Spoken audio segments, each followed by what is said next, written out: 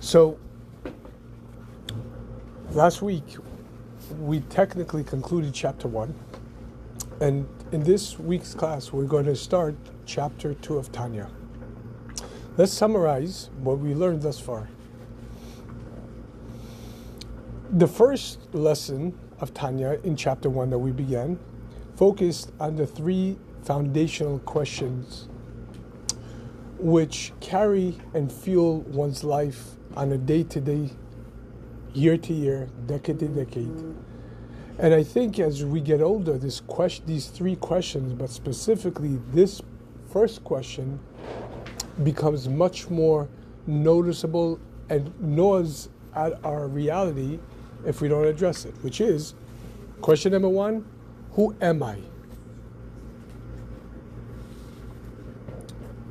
Because as we mentioned before,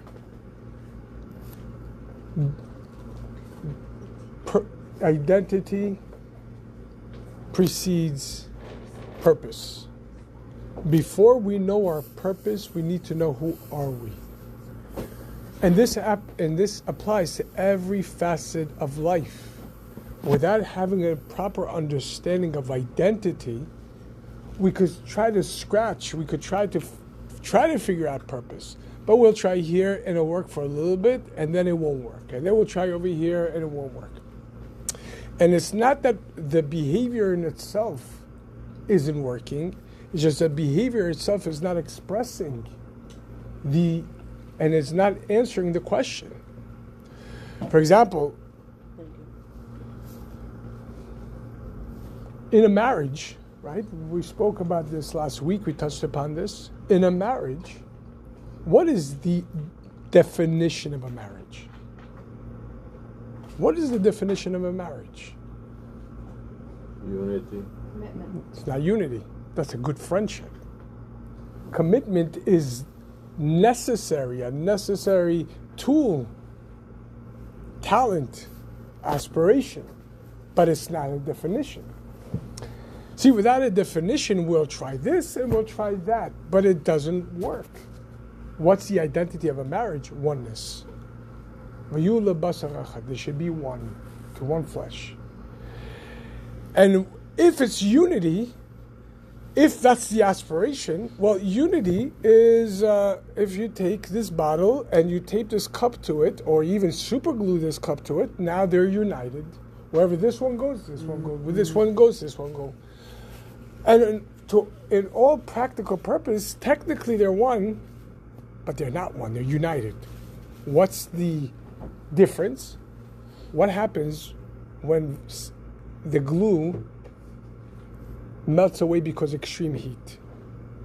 Something very difficult, a situation that comes out very difficult, and now the glue starts melting away. What happens often is a couple, this one goes that way, that one goes this way. What was the issue?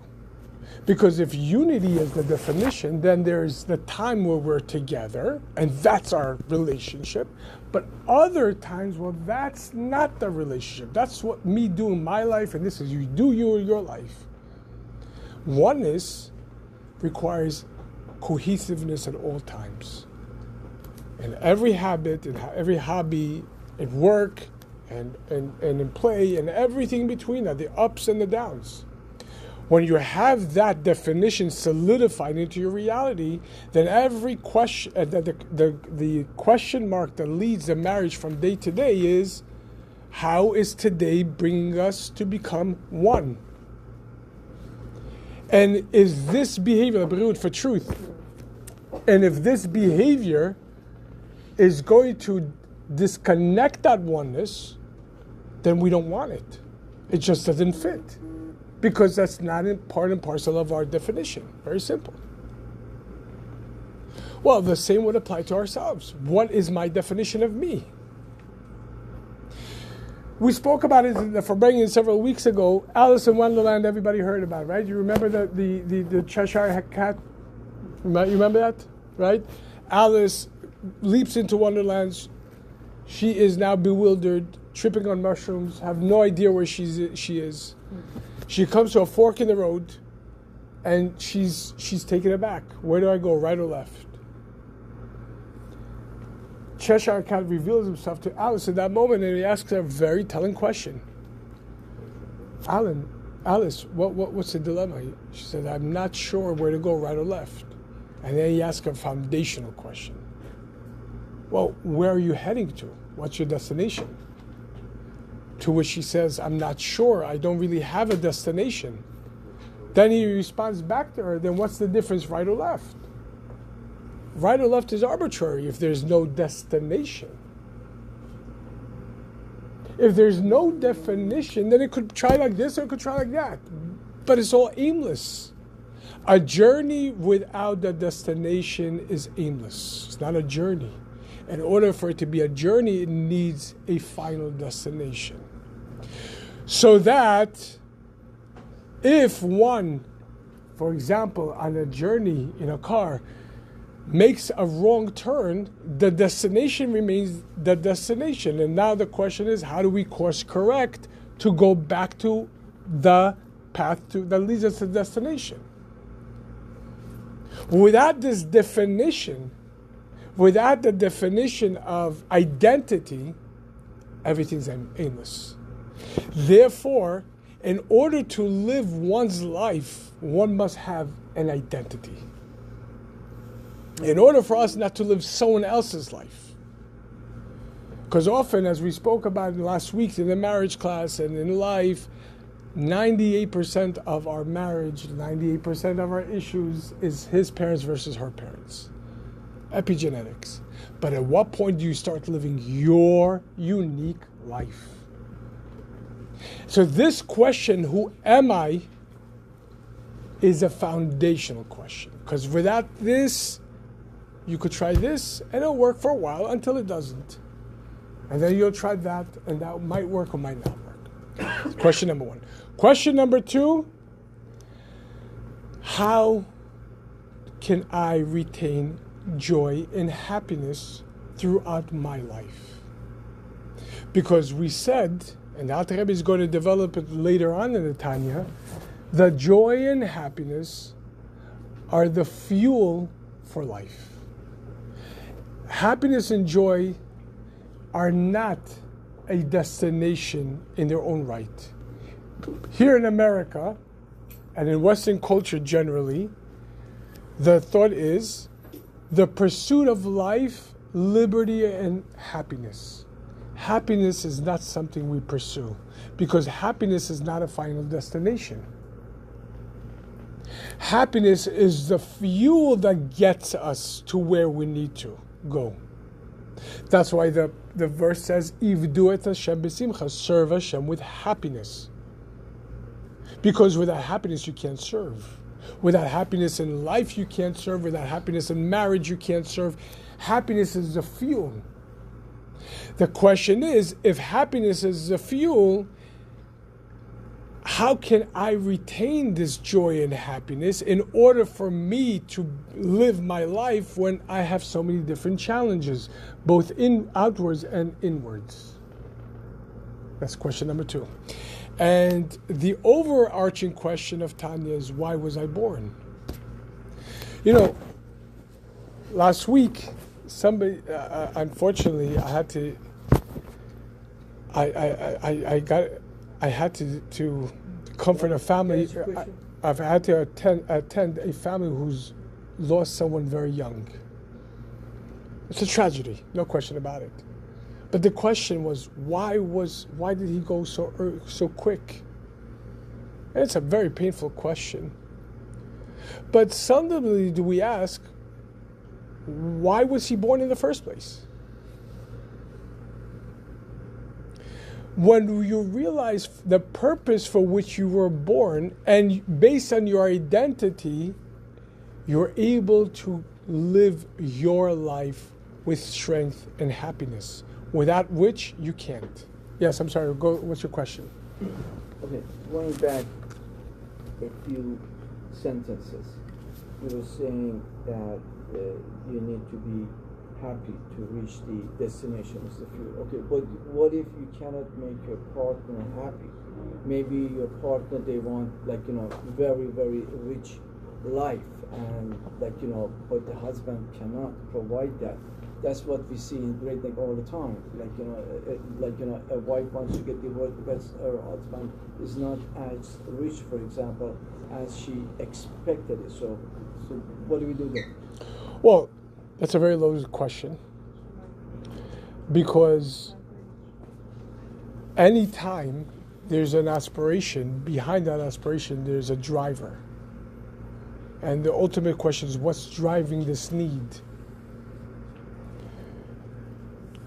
But generally speaking, again, the aim is not to live rich. The aim is to live as one. And when that identity is missing, perhaps he is not giving her that need, the feeling of oneness, and she's also retracted and she's not giving to them. So they usually, if you don't have an intrinsic self-worth, which is your essential identity, I'm important, as we spoke about in the previous two classes, then we resign to personal competence, my successes. And so when we don't have that inner self-defined, then we start looking for outside signals, comparing ourselves, contrasting what the world would say, what this would say, how do I look, how do I not look. We become very hyper-obsessive with externalities. Not that money or wealth is, God forbid, wrong, just the opposite. Wealth is very good. Question is, what's driving that need for it? We had a whole class about this series of classes in the morning classes about the need for wealth and what is true wealth. But it's a loaded question because I don't know the dynamics. But sometimes you cannot convince them. It's not of the convincing. It's you need to know each other, and that's a conversation between the couple. This is what I do on a day-to-day level: sit with the couples and look beneath their hood to see what's really happening. All right. Then we went to the oath, which the Tanya opened up with: Ti tzadik v'al ti rasha. Be righteous and don't be wicked. And even if the entire world tells you you're righteous, nevertheless perceive yourself as being wicked.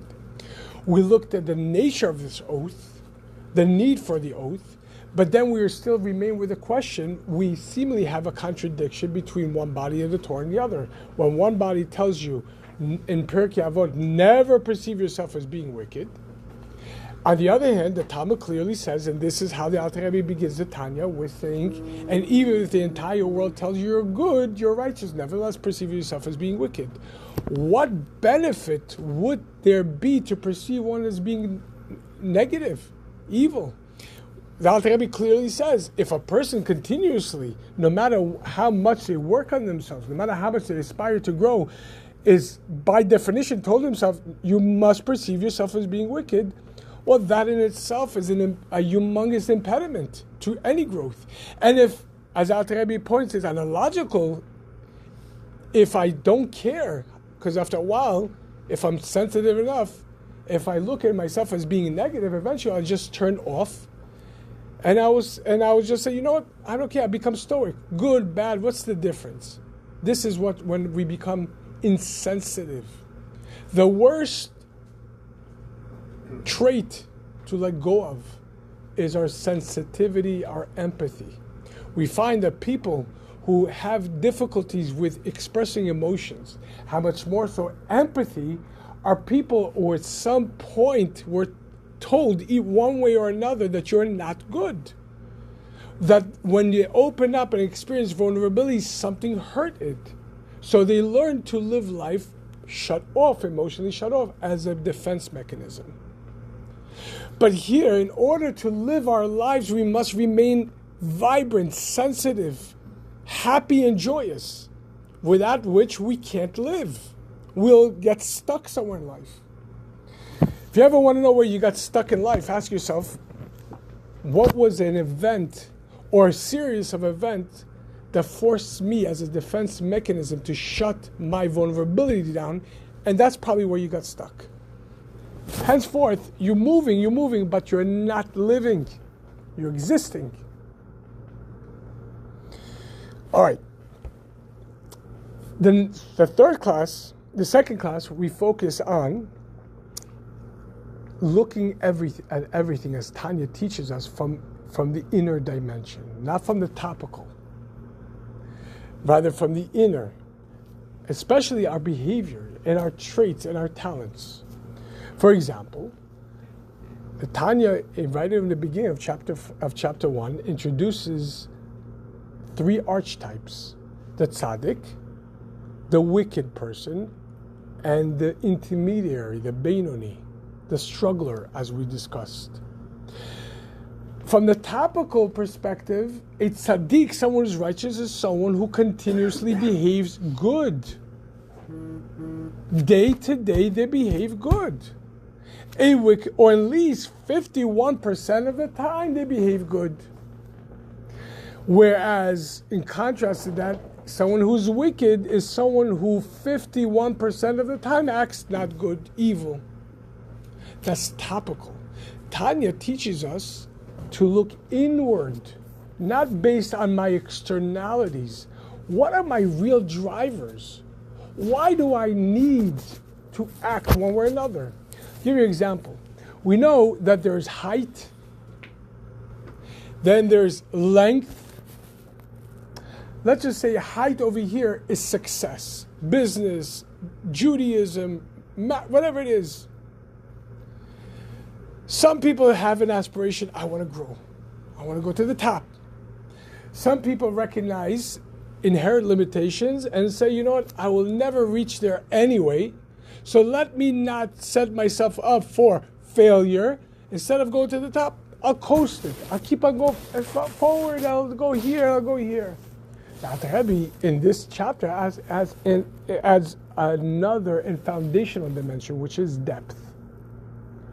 What's the depth of why you want to aspire up? What's causing you? Why do you want to climb? Some people's climb is nothing more, as we discussed already in the last 2 classes, nothing more than a need to placate their own ego. It's not a climb. It's a show. It's not them. Sometimes you're not meant to go to the top. Sometimes you're meant to, you have time to learn, you have time to do, but who says that that's what's needed from you? Perhaps you need to, right now, you need to have less of this and more presence in where you are right now. And the question is always, what's underneath the hood? In other words, what are my drivers? And then we came to the third to discover that each and every one of us possesses 2 distinct consciousnesses within ourselves, 2 souls. We have the animal soul and we have the godly soul. These are 2 souls that reside within one body. And each soul vies to convince you that that's the real you. The animal soul, as we discussed in the last class, is not evil. It stems from the translucent klipa, that translucent shell, as we discussed and to define what that meant. It's called the animal because it has animal-based instinct, survival.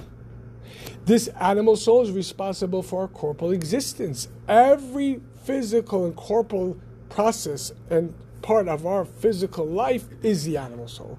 The brain, the blood, the heart, the liver, the movement of the hands, the movement of the lips, and everything that's physical about us, that's the animal soul. We absolutely, positively need this soul. We're not here to rid ourselves of our physicality. We're not here to be aesthetic and run away from corporeality. But just like an animal, we said that the animal has a conscience, survivability. Therefore, it views every reality that it is part of as, how does this contribute to my survival, or is it going to go against my survival?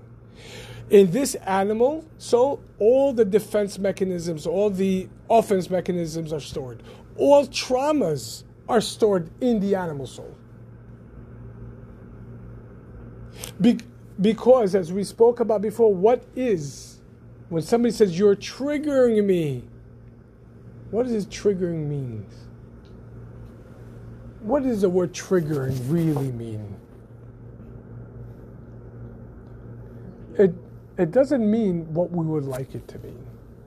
what we would hope it to mean. Because when we are saying to someone, you're triggering me, what we're actually telling them, stop. Stop it. You're not making me feel good.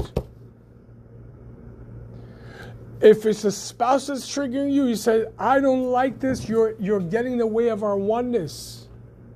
Well, that's how the animal soul sees it. But what in fact is a trigger? An inborn wound that's scarred but never healed.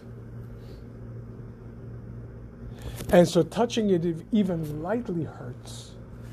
But someone who understands the real nature of a trigger, it's an invitation to heal. So instead of saying, stop, I don't like what you're telling me, it makes me feel weak or meek or meager or whatever it is, the question should be inward. What's hurting within me that needs to be healed? And how do we go about healing it? We spoke about this last week. We attract our opposite. You know, how many times do you hear couples saying, we look at everything so different, we have two different worlds? Is it? Really, if you are a soulmate, which means you're two halves of one soul, then there's going to be the right side and the left side. And yes, you're going to be radically different. And that's okay. That's healthy. Because you're meant to complete her and she's meant to complete you. And your triggers are invitation for her to grow. And her triggers are invitation for you to grow. And that's how you reveal your oneness. That not only our triggers don't set us apart, they actually fuse us together. But if you're looking at it from the animal soul, from the ego, all you feel is pain, disdain, and all you want to do is shut down. And we spoke about the animal soul's shutdown. Fire, when the animal soul feels triggered, if it's a fire element, what does it do?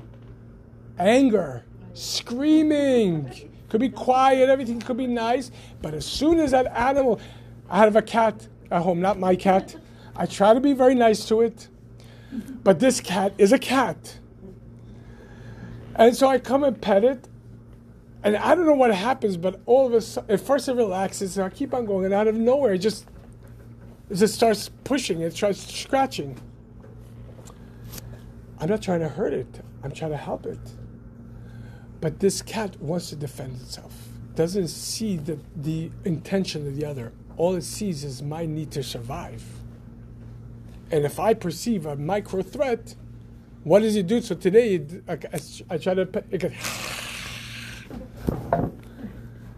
and you'll do that.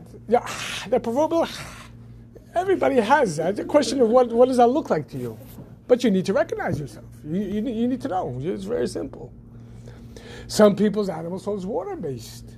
And that, as we discussed, according to Kabbalah, that's pleasure. It's synthetic pleasure. To go to drugs, promiscuity, and all that kind of stuff. And if it's wind, it becomes nonsensical and sarcastic. It makes fun of everything. And everything's a binge-watching and exercising without any reason. It's air, it's emptiness. Inflation, self-inflated. And then the worst out of four is earth, a shutdown. I don't want to get angry. I don't want to get anything. Just leave me alone. Just let me be. I just don't want anything. What's the worst? Those are the four. That's the worst one. Because with all the other three, at least there's life. And even if it's negative life, it's still life and you could sway it. But when there's no life, there's nothing you could do anymore. We said it, and not in this class, but in a marriage class, what's the opposite of hate? Indifference. Indifference. Opposite of hate is the opposite of any emotions. Indifference. Love and hate are the same energy, just in different setting. That's all.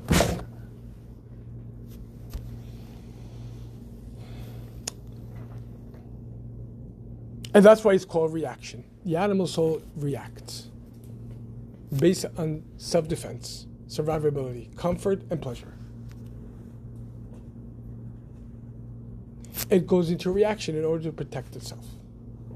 That's a necessary component of life. We are hardwired with the negativity bias in order to protect ourselves. But as psychology teaches, if we're going to be happy, is despite this negativity bias. And we have to understand that.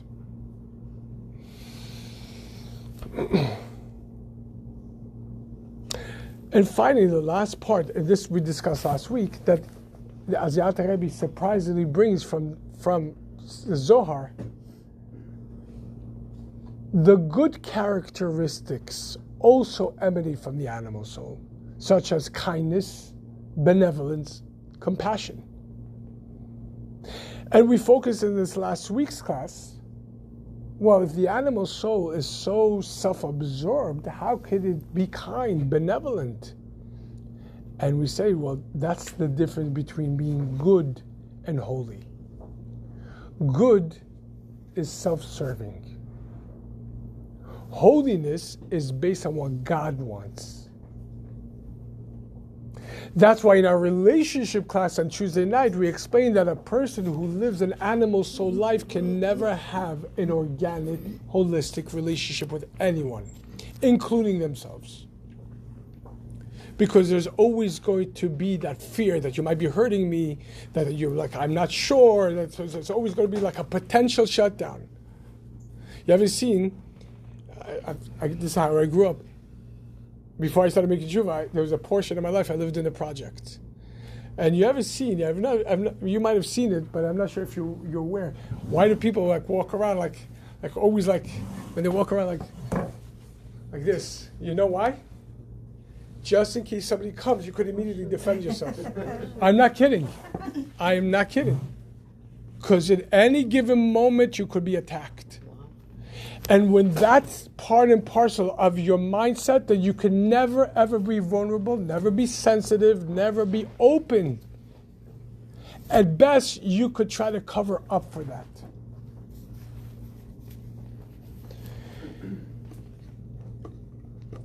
Incidentally, the imposter syndrome emanates from the animal soul. Which one? Imposter syndrome. Imposter? Yeah. Imposter syndrome is a syndrome, phenomenon that plagues 95% of successful people in life. Which is, I don't believe I deserve the success. People will find out that I'm a fraud. People will find out I'm not that good. Therefore, we are always trying to compensate for that with some behavior or another, trying to overcompensate for that. Because the animal soul is always being that it's always hyper-focused on survivability. Well, right now I'm successful, but who said in a minute from now? And what are they going to find out? It's always scanning for what could potentially go wrong. We could see how with this leaving life and relegating to life to that consciousness, how we could create so many different psychological impediments. First and foremost in a marriage, in a relationship. An animal soul can never be vulnerable. Ever.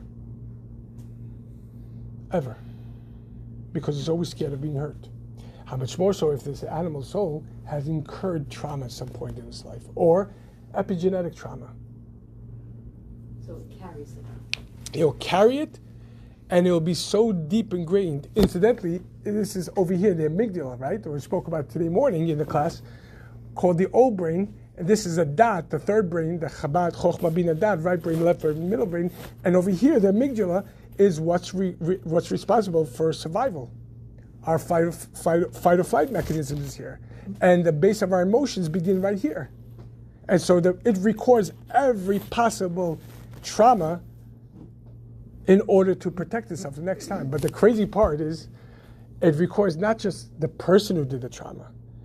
It records the smell, the scent, the visuals, the time, the date, every detail, like a super spy.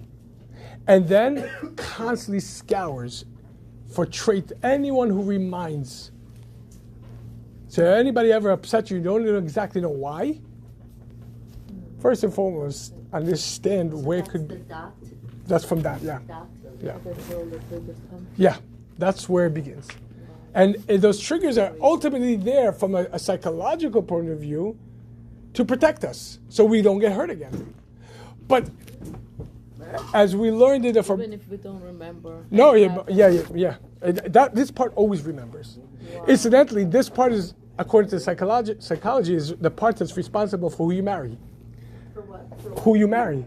Your old brain is the one that identifies your potential spouse as the one that resembles the one who hurt you or suppressed you, but also identifies key features that this one is also going to be able to heal you. Right? So, for example, if you were suppressed as a child, you're going to find someone who has suppressive tendencies, but at the same time is very vibrant. Because you know that this person is going to be able to teach me how to live again. That's why opposites attract. That's why the opposite attract. You said it's da?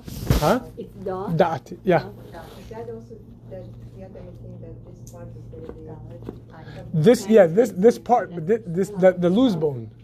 I'm not sure how the loose bone. the one or it's not? It's the same area, About the same thing? but the loose bone is a bone. This is in the brain stem.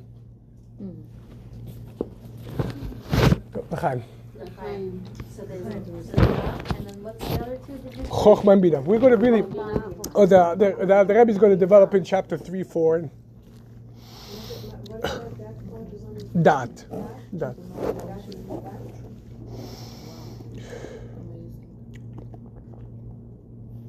And finally, where we left off of chapter number 1 is the drivers for goodness. As we said before, goodness has its flaws. Because goodness emanates from the animal soul's need to survive. For some people,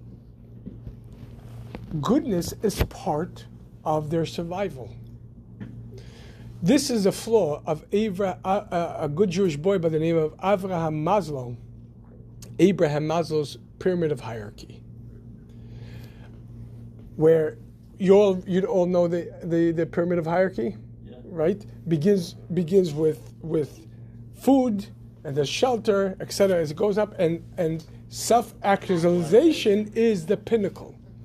The dilemma with that is that it's already so oriented on itself that even its self-actualization will be nothing more than an offshoot of its own ego. Therefore, even its goodness is going to be nothing more than an expression of its own ego. Why is that the dilemma? Because what if you're not in the mood? What if that goodness is being challenged right now?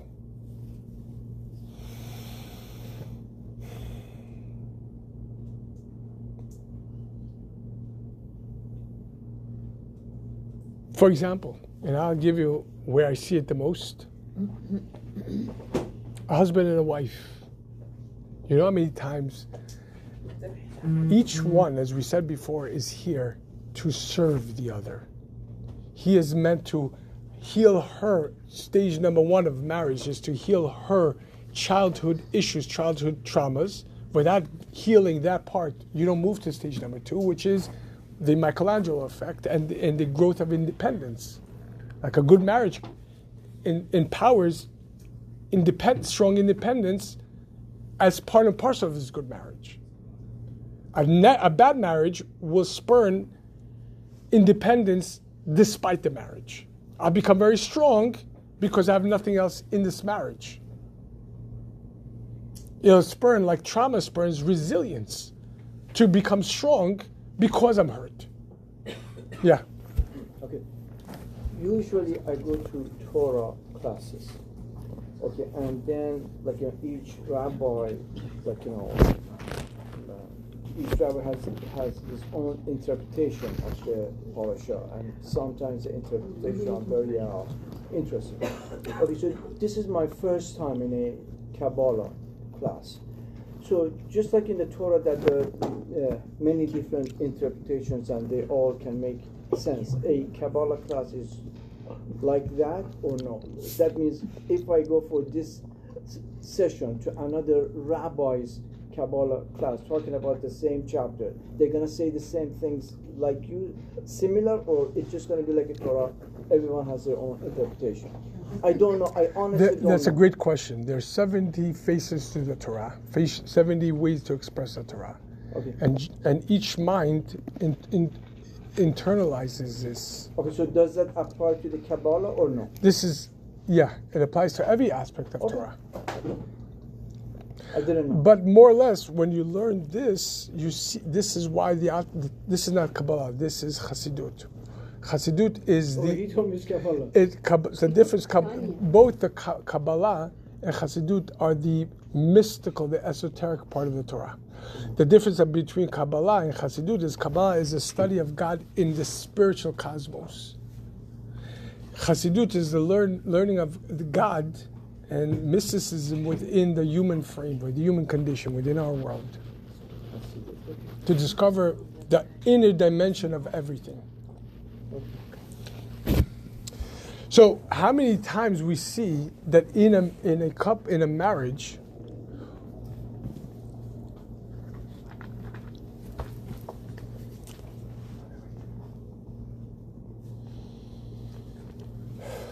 where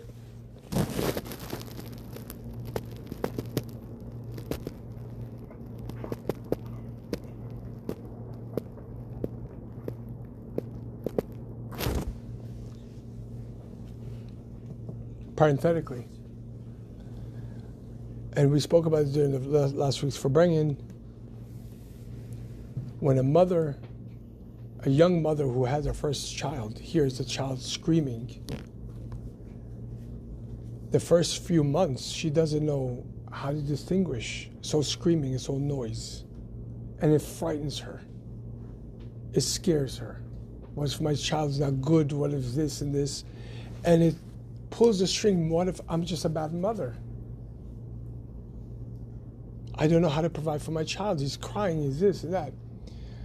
But as you get a little bit more seasoned, you start learning to discern between cry and cry. This cry at this time, they're seeking this. This cry means that they're tired. This cry means that they're eating this type. They didn't eat this type of cry or screech. It means that they're colicky, right? Well, each and every one of us has our inner child. As we were speaking about in the relationship class on Tuesday night. And in as much as any mother who's experienced terrible twos, when the child says, "Get away from me, I hate him," the child is effective to tell you, "Get away from me." But a mother knows how to listen, and she's not just here. We talk about listening in the Tuesday night class, right? The difference between hearing and listening. So this is not just a vibration hitting the eardrum. Listening is to understand, to internalize. So the mother's not just hearing the words. Because if you only hear your words, "Get away from me," it's okay, you want to go, go. I'll let you cry out. I'll let you do this and this. And that leads to all kinds of unhealthy situation with the child themselves. Or in fact, what the child is saying, I need to feel safe right now. I need a hug. I need to know that you're here for me even when I'm tantruming. Well, what about when the inner child of the adult spouse is tantruming and acting or saying, "Get away from me"? What would the spouse understand? Oh, see, you're not interested in love. You're not interested in connection because you're not speaking loving words. You're not speaking connection words right now. You're just acting out like I don't matter to you. Well, when you learn to listen, stage number 1 of the relationship requires you to learn how to listen. So you're comfortable enough with me to open up your inner child that's been hiding. And so you're opening yourself up to me. Oh, all right, let me listen. I want to heal you. Instead, what happens? Oh, you see how you are? Oh, you don't want love. You don't want this. And each time that inner child notice, you know how many times I have couples who tell me, "You know, Rabbi, we followed your advice. It was good for a week. It was good for 2 weeks. And Baruch Hashem, we're not fighting as much anymore. But every 10 days, every 12 days, he says something, and that's it. You see all those 2 weeks, it was for nothing. It was just a show. Reality is just the opposite. 12 days got his or her animals, inner child, feeling, you know what? It's good enough for me to rear my head out. But the inner child has been, it's been like this for a long time. And so now the inner child is like, all right, I'm going to come out, I'm going to tell you exactly where my pain is. And at that point, a listening person was, okay, I get it. But a hearing ear from the animal soul, because the animal soul hears, the godly soul listens. Oh, all right, let me look beneath the hood. You see how goodness that stems from the animal soul could be impeded very quickly. Holiness, on the other hand, is very different because of what kadosh, holy, one of the definition is removed, set aside. In other words, it doesn't stem from one's self-orientation. It doesn't stem from the natural setting that are happening here, nor of the difficulties or the easiness of the situation, but rather it stems from God. For example, we walk to shul when it's boiling hot, and yes, you have to walk tznius. Not easy, what's the difference? And you walk to shul when it's freezing cold and it's raining. Nobody's asking easy or hard. Holy means it doesn't change, it's immutable. Goodness is prone to change based on circumstance, based on trajectory, based on the easiness or the difficulty of the situation. Where also we can understand that being good in your marriage is your ultimate recipe. If that's goodness is not evil by itself, you could be good, but you can't sustain a relationship of goodness because there are going to be times you're going to be challenged, and in those moments, as psychology says, what defines the veracity of the marriage? What defines the veracity of parenting? What defines the veracity of success in business? Not the good times. That's easy. The success in business, you become rich, but everything else is hard. Exactly. It's specifically when the vacuum begins, when the negativity begins. In marriage psychology, they tell us that the marriage, the strength of the marriage, of parenting, of success in business, is hinged upon what do you do in between the good times. And that's holiness. Holiness means it's not what I'm feeling or not feeling. It's what's needed for me right now. And notwithstanding if I'm feeling comforted or not feeling comforted, what does she need from me? And often, and we had somebody in this class that I used to attend a lot, and she told me that one class in the Art of Marriage class, which the driving question is, do you need your spouse to be on the same page with you?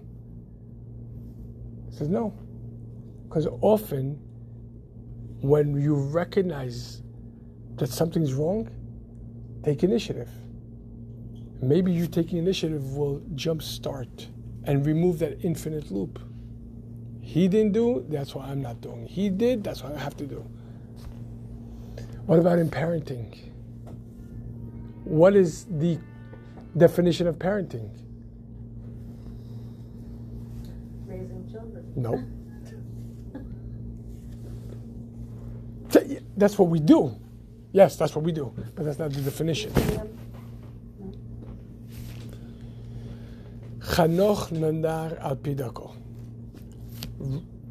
Educate, inaugurate, raise your child based on their need. not on yours. You have no claim for nachat ruach from your child. They don't have to follow your path. They're not here to give you pleasure, or and if they're embarrassing you, it doesn't matter. You're here to facilitate this individual growth for God. However they are, whatever they are, you're here to raise them. Not because you need, and we see the difference between goodness and holiness over here as well. How many times parents praise or discipline the child based on their own needs? How many of us immigrants came here who grew up with nothing, and now we compensate for the nothingness we grew up with by giving our children things that they don't need, because that gives us a sense of we accomplished. But who said that the child actually needs it? Or God forbid, lo aleinu, chas v'shalom, when parents argue or they fight, a parent uses their child as a leverage against the other parent. See, this is what you did with them, and you're using. So that your child is not here for your usage. You're here to raise your child despite your need to survive. Remember, goodness emanates from survivability. This makes me feel good.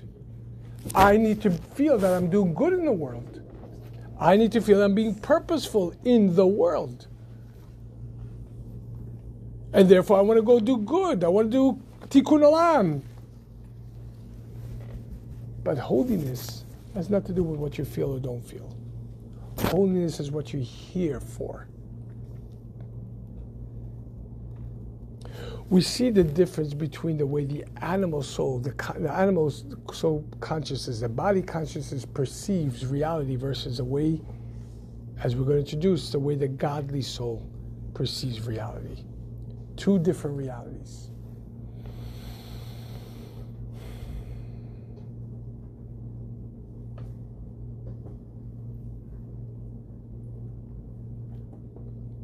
I'm going to give you a homework.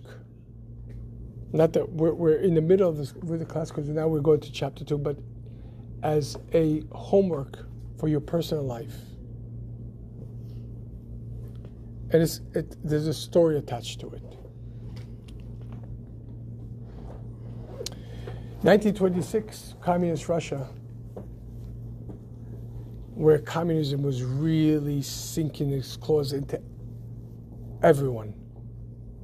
The previous Rebbe had a monumental get-together for bringing with the Hasidim and charged them with Mesiras Nefesh. One of the Hasidim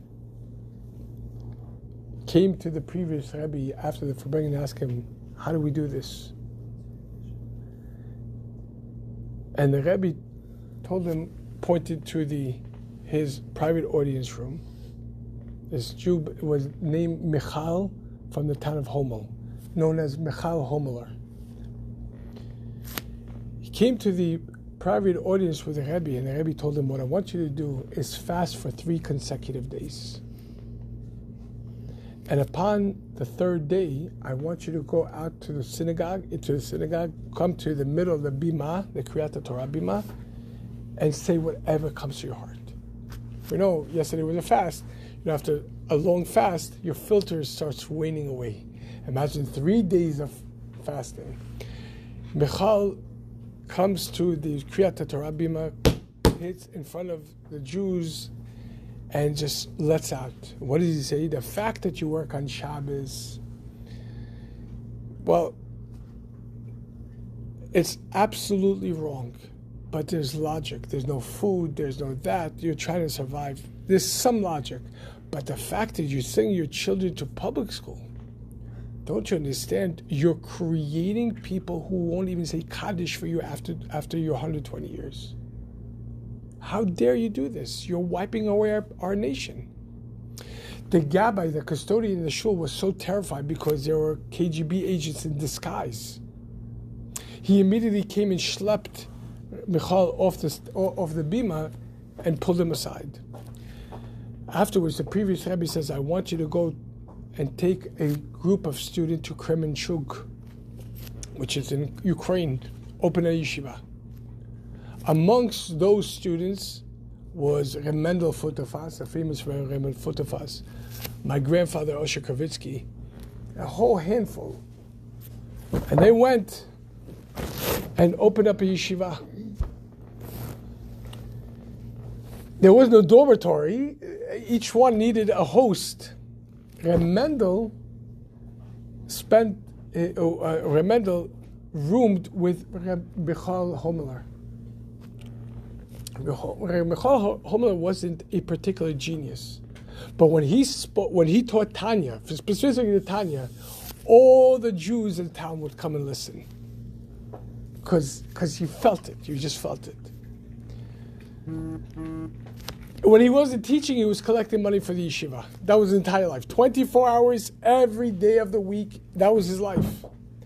Once Reb Mendel, and listen to this, once Reb Mendel, as a young student, in the nighttime, overheard Rabbi Michal saying the Kriyat Shema in the night, retirement. As we spoke about in the davening, we have a davening class every year on Wednesdays, the meaning of this, the self-reflection.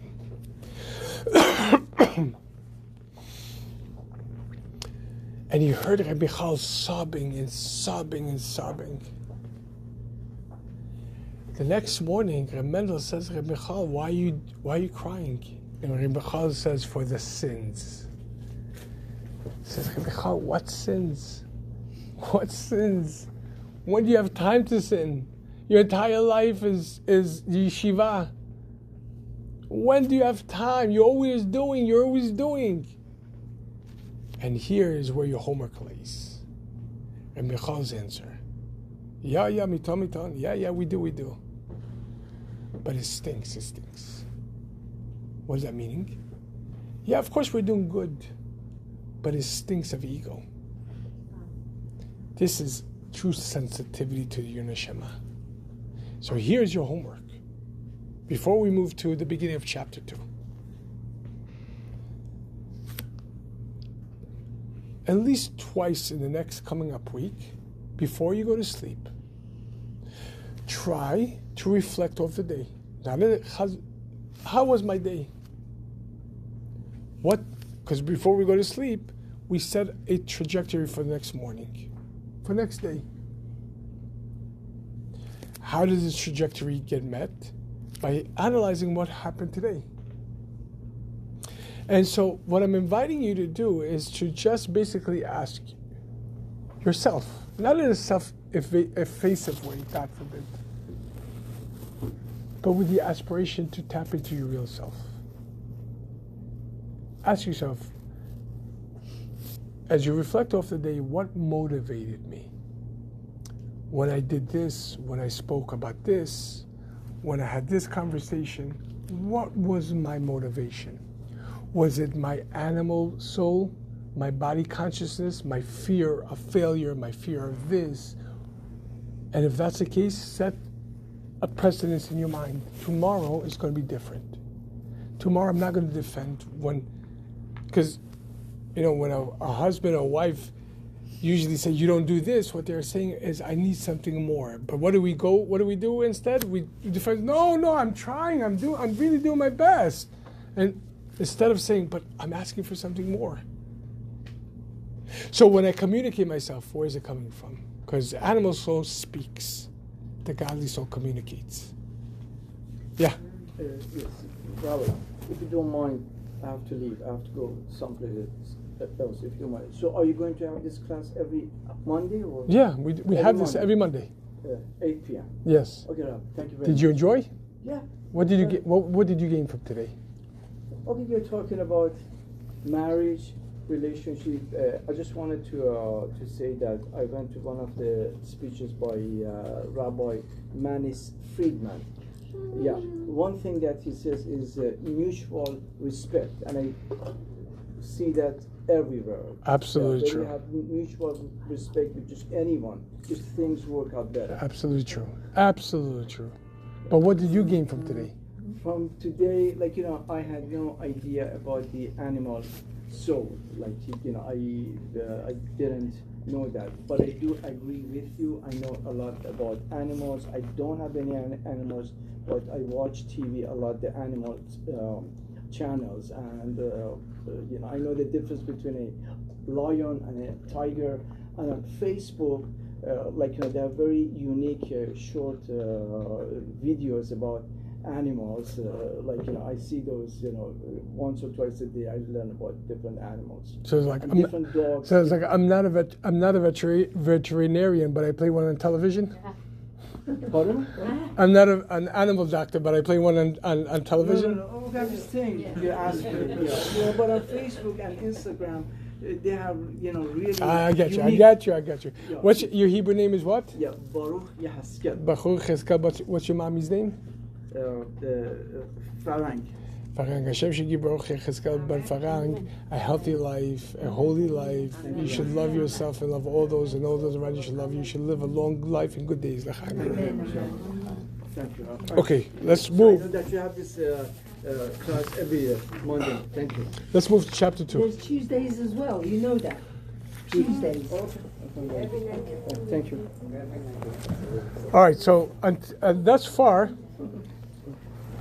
So, Thus far, thank you very much. all right. Thus far, we discussed the animal soul. In chapter 2, the Alter Rebbe is going to introduce us to the godly soul.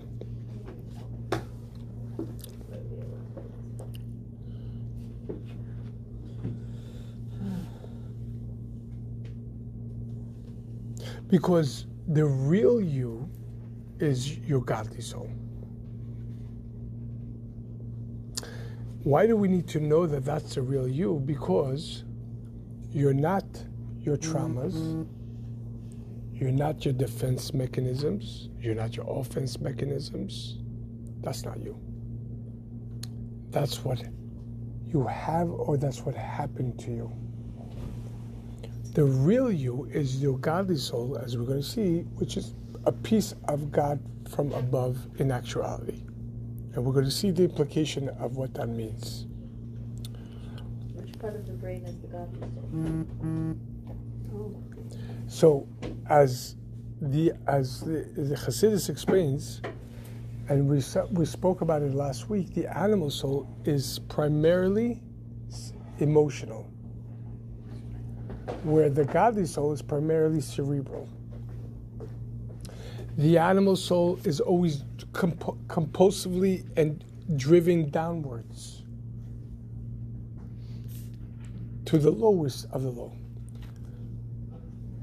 The animal soul has 2 tiers, as we find in 2 tiers of psychology. There's Freud's psychology, which is a human being is a will for pleasure, which is the lowest level of the animal soul. And then we have the upper tier of the godly soul, which is where the latter day psychology comes from, like Viktor Frankl and Carl Jung, the higher tier of purpose, meaning, etc., etc. But it's all within the frame of the animal soul itself, because it needs purpose. It wants to feel good. But there's a part of our consciousness, there's a consciousness which is holy. It's not of this world, nor does it get affected by anything in this world. And we're going to see the implications of this very quickly. So,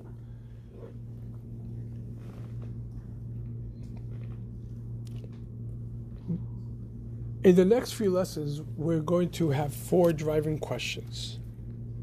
Question number 1. What is the godly soul made out of? What is it? Shalom. Number 2. Being, as we spoke about many times, we are one nation. Am Echad. Is there any difference between us? Does everybody have the same godly soul? Next, what about our individuality? Being that we're called, as in the Torah says, that the world is a macro body and a human being is a micro world, while each and every one of us is part of a larger body. All of our souls emanated, and that's the godly soul, emanated from Adam before the sin of the tree of knowledge. Before Adam sinned, he had within himself all of the souls. After the sin, all the souls fragmented outwards. But then again, you see that we have different quality souls, different types of souls. There are souls that came from Adam's right hand, or the first. We see that each part of our body has comes in the patterns of three. There's a head, there's a torso, and there's the legs. Within the arm itself, there's the arm, the forearm, and the hand. Within the fingers, you have three parts. Within the leg, you have the leg, you have the bottom part of the leg, and you have the feet. Everything is divided into threes.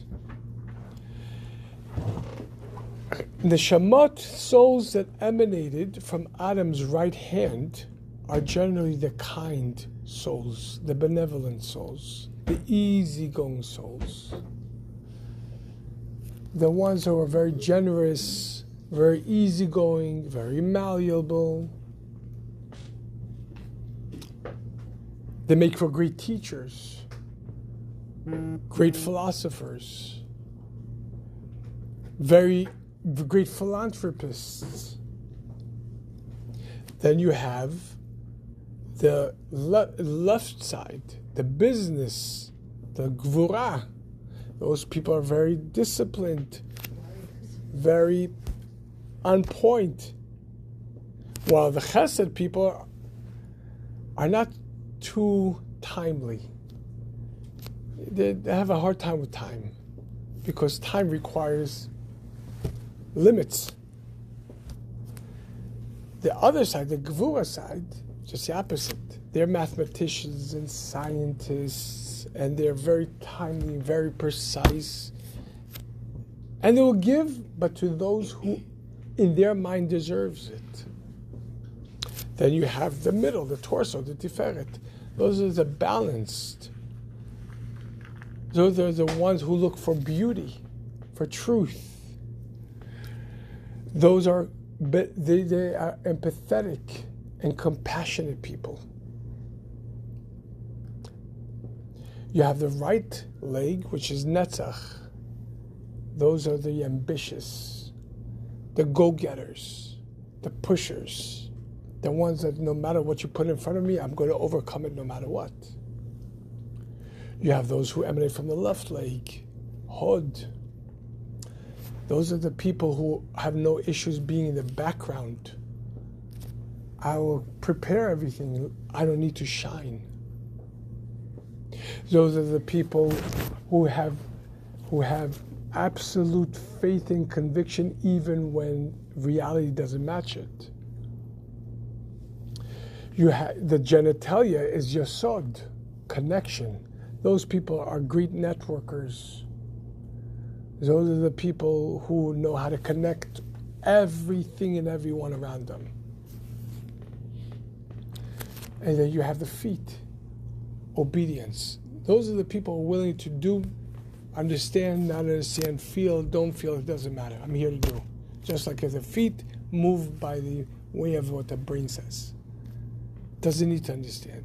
They're coarse, because they're the ones that are going to take the physical brunt. But they have no problem doing no matter what.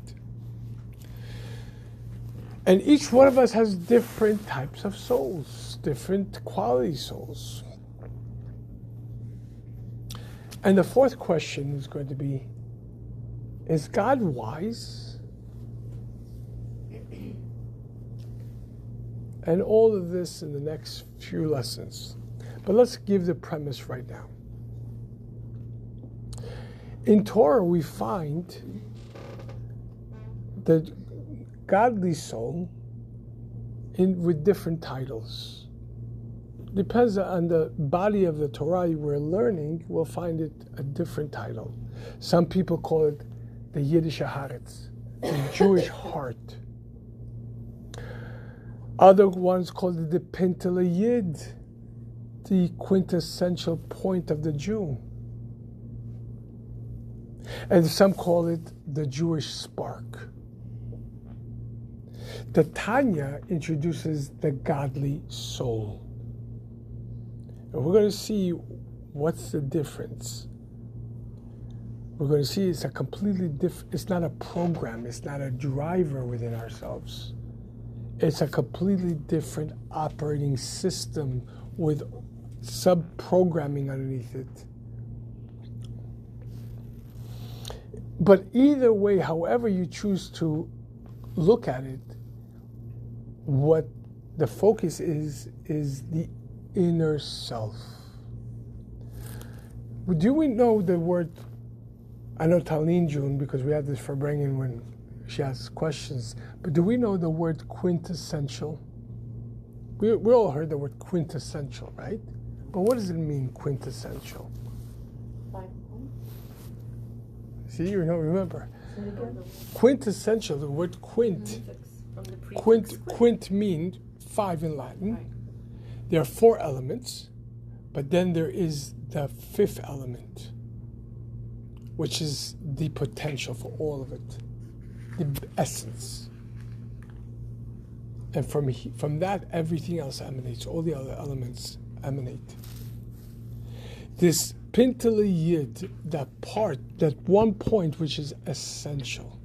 And those of us who came to other classes know what is the definition of essence. Chassidus teaches us that essence, bilti mishtaneh, bilti mitchalek. Essence is the quintessential constant. How do you know if it's a constant? It never changes. It's not prone to fluctuate, ever. It doesn't grow. It doesn't diminish. It remains constantly true at all times, at all places, under every and any condition.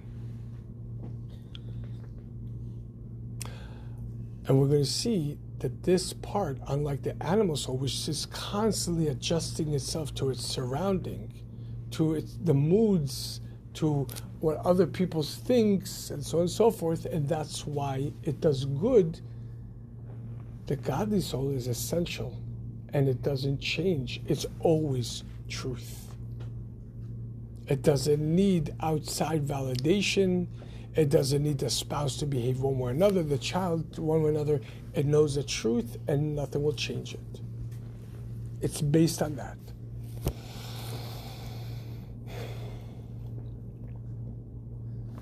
This part within ourselves, because it's essential, it's immutable, it doesn't change, it continuously, no matter what the situation is, drive us to connect to God. This part, as we're going to see, is the part of responsible for Yisrael Chai. This is the part that by definition can never assimilate. It can never change. Assimilation happens from the animal soul because it needs validation. It needs to feel good. You know how many times,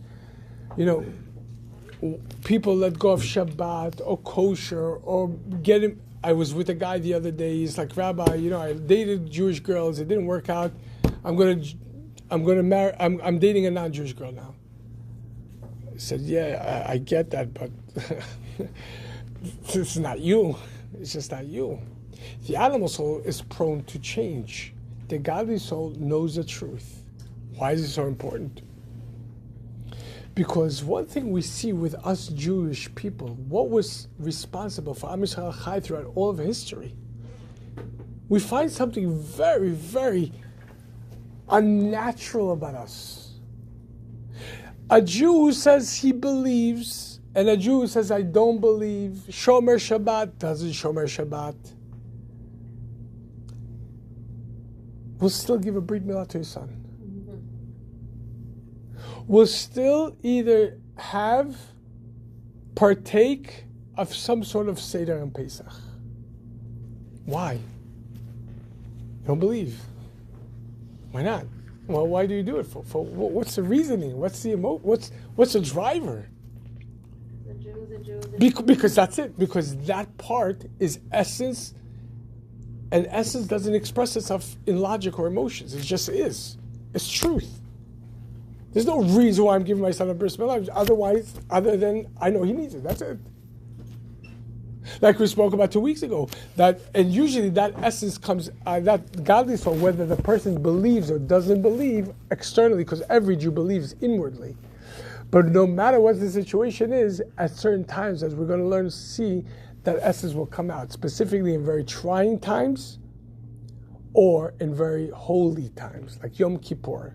As we spoke about last week, that guy who sat in that tent in Chabad before we had our new building on Yom Kippurim, and he sat the entire day. When I approached him, I said, would you like to have a shiur, lunch and learn? He says, no, I'm not into that. Would you like to put on tefillin tomorrow morning? I'm not into that. Do you want to come over for a kiddush? No, I'm not into that. I said, well, you're not into this, you're not into that. I've watched you it almost 16 hours, 10 hours so far. You've been sitting in this tent. You didn't get up even on a break. Why? Why are you here if you don't believe it? He says, Rabbi, what do you mean? It's Yom Kippur. I'm a Jew. What else am I going to do? What do you mean? In other words, this is irrational. It doesn't make any sense. But this part is not there to make sense. It's the part within us that drives us and composes us, notwithstanding what the surrounding, notwithstanding how easy it is, how comfortable it might be, or how much pain it is. It's a part that inevitably will come out. And I'll tell you, and every one of you who are sitting here, I could almost guarantee you this.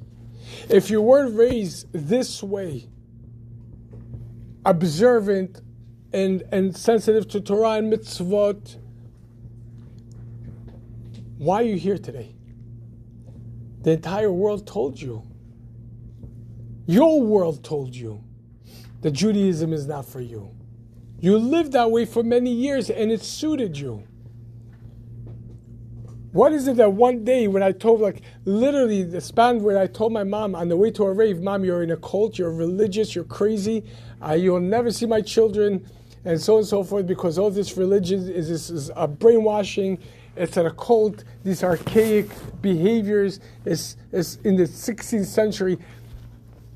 And literally 7 months later, I was already starting my tshuva process.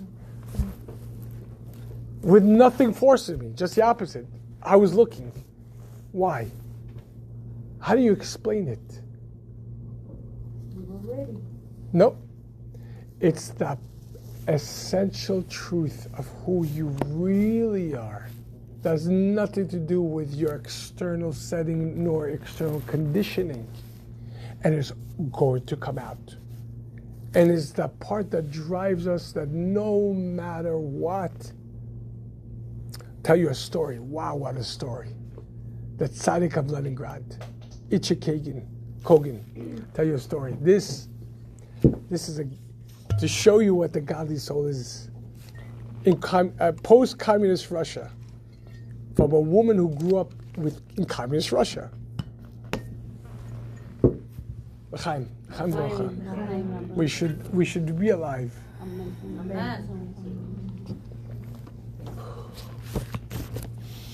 Itzhak Kogan, Rabbi Itzhak Kogan, is called the Tzaddik of Leningrad. It's called the Tzaddik of Leningrad because in 1990 he left Leningrad when communism officially fell. He came to Brooklyn, saw the Rebbe, and the Rebbe told him, go back. Right back to Leningrad. You belong in Leningrad. You can imagine leaving communist Russia with everything, hoping to be in a Jewish setting, And the Rebbe says, your mission is in Leningrad. The Rebbe gave him a bracha to give brachot. He's called tzaddik because he could give a blessing on behalf of the Rebbe and materialize. If you need a blessing, call him up. He'll give you a blessing. In a Farbrengen, not too long ago, he told us about 10 years ago, he said the following story. He's a mohel, and when he came back to Leningrad, I believe the first year, 91, 92. He went back? The Rebbe sent him back. He established Judaism in Leningrad. Yeah. Today it's thriving. The Rebbe, I put the video called Embers. Watch it. He came back to Leningrad a year into it, I think. He got a call from a woman. Says, Rabbi, my son needs a Brit Milah. He says, how old is he? He says, what you just gave birth? He says, no, my son is 2 years old. Or 3 years old. But my grandfather was a proud Jew,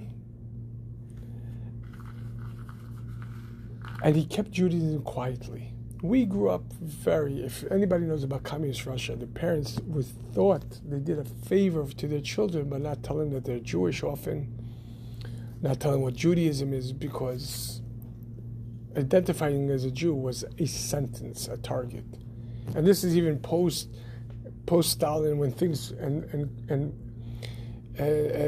even the 50s, 60s, I know my mother, and I'm sure some of you experienced if you came from Russia, if you're a Jew, a Jid, the teacher had no problem ostracizing you in front of everyone.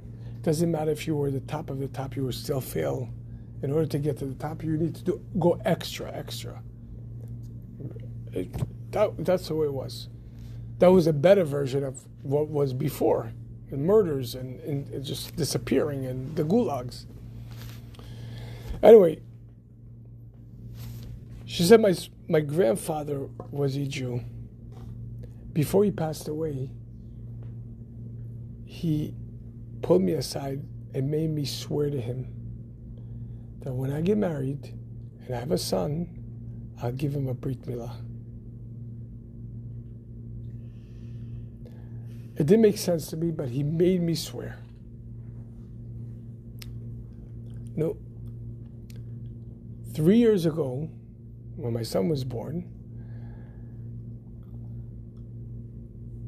I remembered the oath, but I was very ambivalent about it.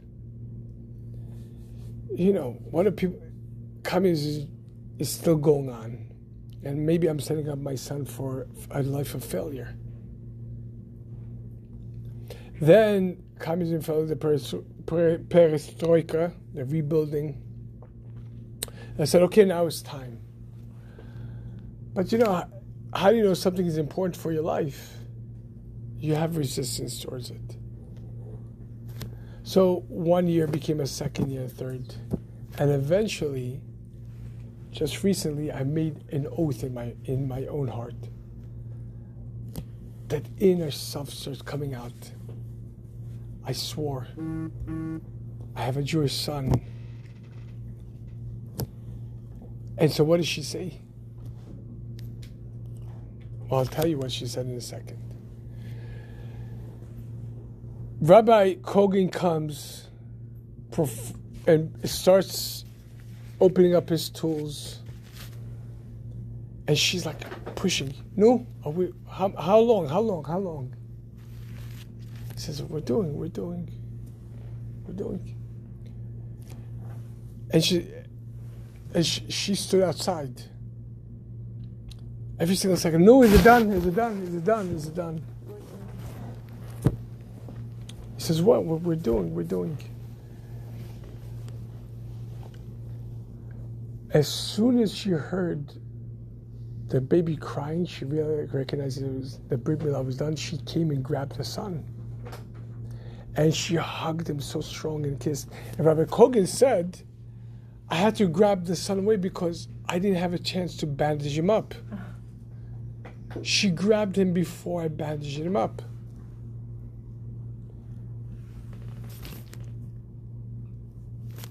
I said, I need him. It's a medical emergency here. We need to bandage him up. I need him right now. But she had such a hard time letting go. Afterwards, she revealed to Rabbi Kogan what happened. Says, when that third year came, something inside her, which is irrational, didn't make sense, but it started gnawing on her reality. I have to do this. I have to do this. I have to do this. Mind you, she grew up communist. Judaism was for the weak-minded. It was for this and that. Something inside of her told her, I have to do this. When the third year came, she made an oath. Until I don't give a brit milah to my son, I will not hug him. Only his father could hug him.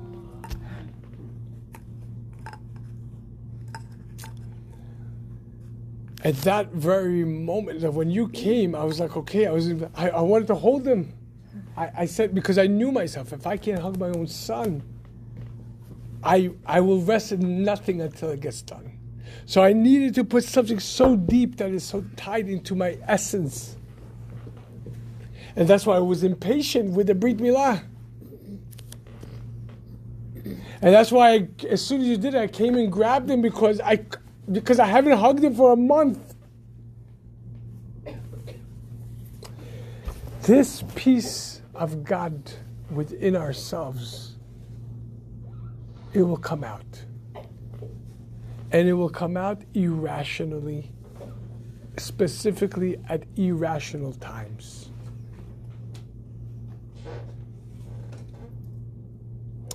We see an amazing phenomena that through inquisitions and expulsions and pogroms and holocausts, immigrations,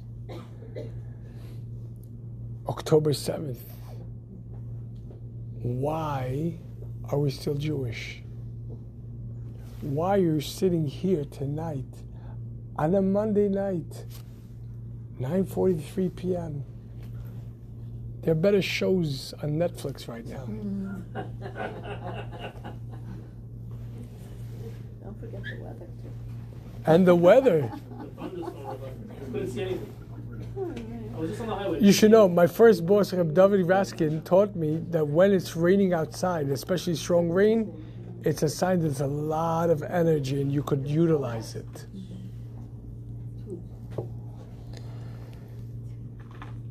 Why are we still Jewish? Why are we here? What drives us to learn more?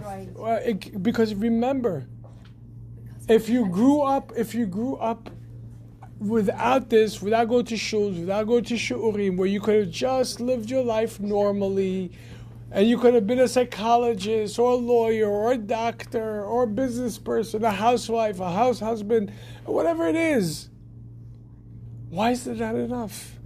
What drives you one day to no, I need to go to a class. I need to go to shul all of a sudden. I want to get more involved. Why? What's the reasoning? The answer is there's no reason. The animals, the godly soul is essential. Essence by definition isn't reasonable.